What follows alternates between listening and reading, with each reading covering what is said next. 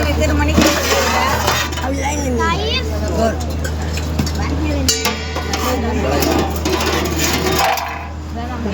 அண்ணா நல்லா கலரிங்கண்ணா. அண்ணா கலரிங்க, நல்லா கலரி விடுங்க, நல்லா கலரி விடுங்க. ஆமாம், நல்லா வெயில், நல்லா தயிர் சாதம் சாப்பிட்டோம்.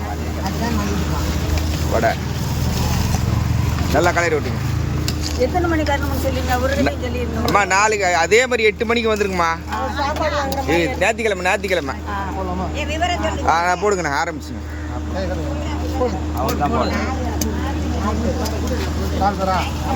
வாங்கிட்டு போட்டு விடுங்க. 2 பேர்